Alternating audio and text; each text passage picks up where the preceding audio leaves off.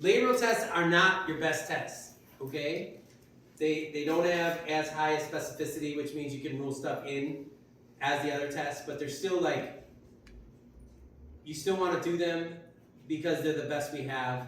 Also, when you look at MRIs, shoulder labrums, unless they're having an arthrogram done, it's going to miss labral tears a lot. So that's an orthopedic surgeon talking, and then subsequent research I looked up. So if people are going in for like a hip labrum or a shoulder labrum, just set them up and say, look, just insist on the dye. You gotta have dye injected, otherwise you're just kind of wasting time. So the O'Brien's test, also known as active compression, it's going to look like this. Okay, you're just gonna bring your arm up. It's an active test. Now thumb up. Now you're gonna bring it across, and just turn your thumb down. So what does that look like? A combination of Hawkins-Kennedy and empty can. So if they have impingement, guess what's going to be positive? This test. So you're going to get a lot of false positives. Okay? But then it's multiple parts. Then you're going to resist. And that's probably going to hurt. So now what you want to do is, what's the position for AC joint compression? This. Okay? So it's got to hurt back here. If it hurts at the front, it's either AC joint if it's in the AC joint, or it's long head of biceps if it's more in the long head of biceps. Then you're going to come out here. This is all part of the same test. Then you're going to come out here, and you're going to press here. Okay? If this hurts more, this is Speed's test. If this hurts more, then it's probably just long head of biceps. But if this hurts, but it hurts less than this, then it's probably more labrum.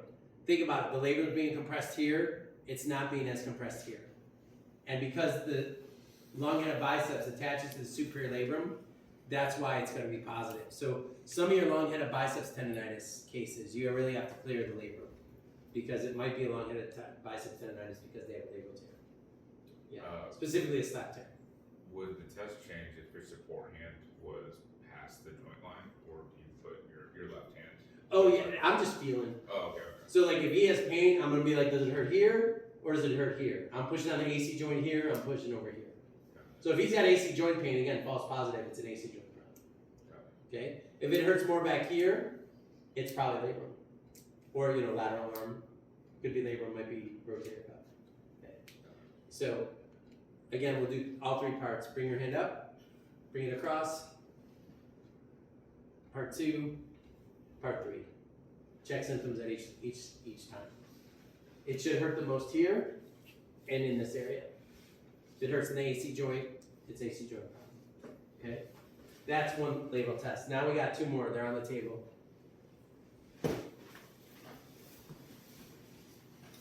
Okay? So you're going to have the arm around 135 degrees. Okay? Get out of the habit of telling patients to relax. Just shake their joint. Okay? This is different than this. Okay? Totally different.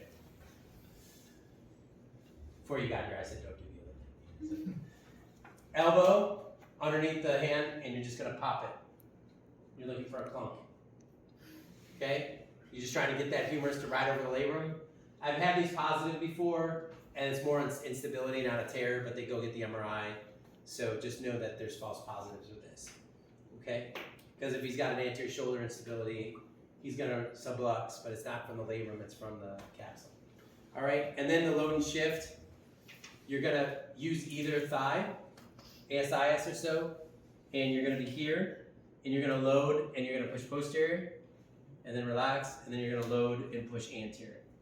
And again, with any cartilage test, you're looking for clunking, crepitus, pain. Specifically a clunk.